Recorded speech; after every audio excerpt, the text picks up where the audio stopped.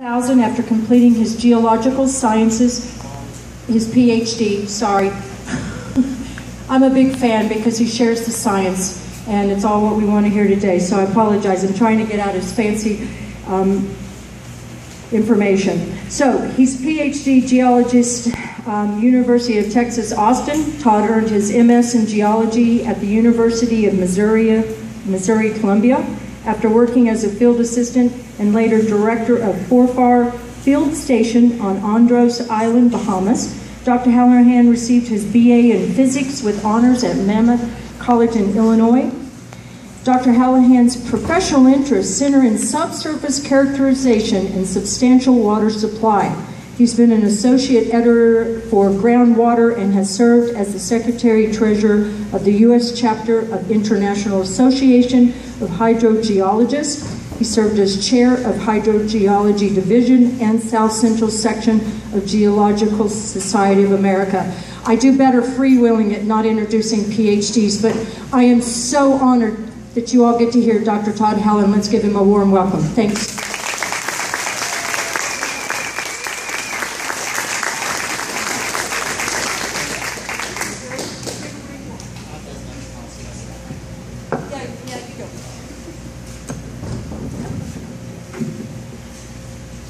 How's this instead?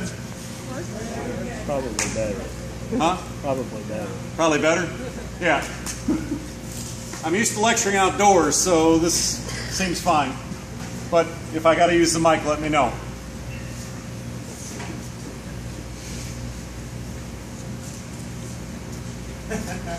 I'm a professor at OSU. I am not speaking for OSU, but they're interested in your thoughts on the topic.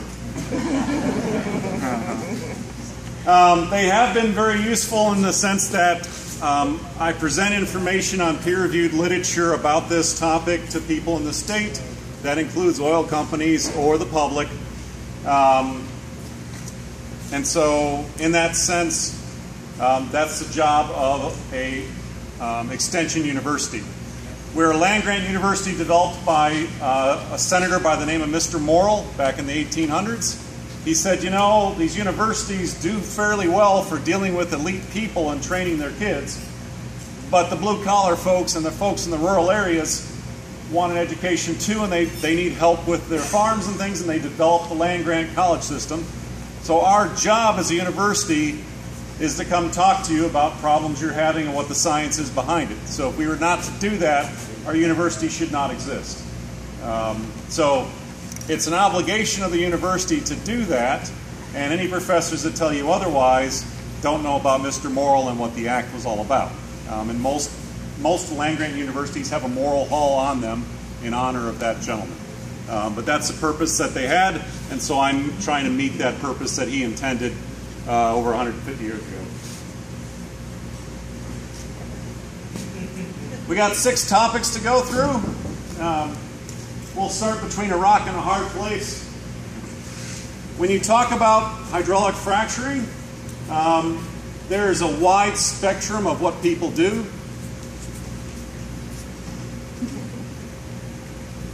You work for the NSA.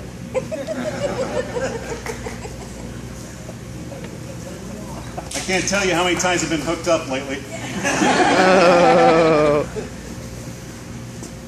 I also know which angles in my office are good for lighting now. So when this is discussed, it tends to be, in the press as well, we want you to figure out which team you're on. And back in the 50s and 60s, we started figuring out how to build rockets. We blew them up. We tried again, and we got people to the moon. With developing technology today, either there's supposed to be 0 risk or 100% risk, and it's probably somewhere in between. So I try to talk about the technical reality that exists based on peer-reviewed literature, based on as far as we know, and I don't try to BS people. I do sometimes couch my words a little bit, but simply to try to avoid imminent doom. So if you've got questions as we go on and things, let me know, and I'll give you what things we know, but I'm trying to give you an update right now as far as where the science is at for Oklahoma and where you can fit into that framework. On the technical side, the things that have changed in Oklahoma are basically three things. We need to understand fine-grained rocks because we've decided to produce oil and gas out of them. The people that would be the experts on that would have studied fine-grained rocks in the late 1980s. That'd be your 50 to 55-year-old professor that would understand fine-grained rocks and tell you all about it and all the variability. Well, we didn't care in the late 80s about fine-grained rocks, and we didn't have much of an oil industry. So these people from 50 to 55 years old functionally don't exist. So there's a bit of a problem there. So there's not a lot of them at the universities because if you're a 1980s expert on fine-grained rocks, you're working for an oil company for about $300,000 probably. When you listen to folks talk about hydraulic fracturing, there's a couple ways it's discussed. One is, in the media, hydraulic fracturing is anything to do with oil and gas production. It may not even be hydraulically fracturing their wells. It may be very traditional stuff that went on for the last 50 years. But it's discussed as anything to do with oil and gas is now hydraulic fracturing. And if there's anybody from the oil and gas industry talking about hydraulic fracturing, they're talking about the process down at the bottom of the well, fracturing that part, and they'll say, this has not been shown to have this effect, this effect, this effect, this effect. So hydraulic fracturing from that perspective has never had a truck involved because it's down under the ground and no truck ever existed down there. Thus, no truck was involved with hydraulic fracturing. So you got to be careful on how everybody discusses these things as far as what the definition of hydraulic fracturing is. And now it's just become oil and gas in the media is now hydraulic fracturing, whether they fracture or not. And then this little problem of seismicity in Oklahoma. And what we're doing is instead of getting oil and gas out of a chunk of sand, we're taking out of what would look like basically a hockey puck. And people in those rocks, they don't think about how well oil flows out of them. They think about whether you could fit a hydrocarbon molecule through the hole in that rock. We're talking about holes that are so small, some molecules won't even fit. And so it's a much different process to think about getting that material out of the rock, which is why most of this process is getting gas, because those guys are smaller. A lot of them don't produce fluids because it's too big to fit through the holes. Non-technical issues. When you watch TV, any of you that are on a cholesterol drug, heart medication, any of these other things, you know the name of your drug, you've seen the commercial, and there's Dr. Oz, Sanjay Gupta, Nancy Snyderman. They're on there to tell you what the drug is, how it works, why it works. Isn't that wonderful? But they also tell you how your heart works, how your kidneys work, any part of your body, there's somebody to tell it to. Anything for geology on TV is explained at best by a meteorologist who had one class in geology. Which means the meteorologist might as well tell you about the heart stuff if he's gonna, well, I had a class in biology too, so I'll tell you about all the heart stuff and all the medications. And so any media person that shows up in my office that hooks me up and figures out my lighting, I still talk to because I preached for my students for 15 years that the media never talks to anybody that has any knowledge whatsoever about the earth, and they tell you about it with either a media person that's a star, you've seen them in the movie, they're very passionate, and they have no technical background. And I like that they're doing it, but from a technical perspective, I don't want my technical information coming from somebody who's a good actor. Sorry.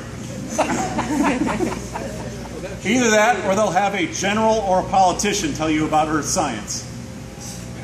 Neither of those do I want telling me about earth science. I'd rather have an earth scientist tell you about it.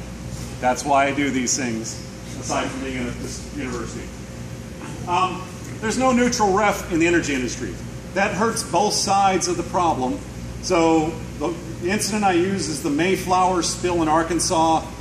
ExxonMobil had a pipeline break. That happens. It's the energy equivalent of a plane crash.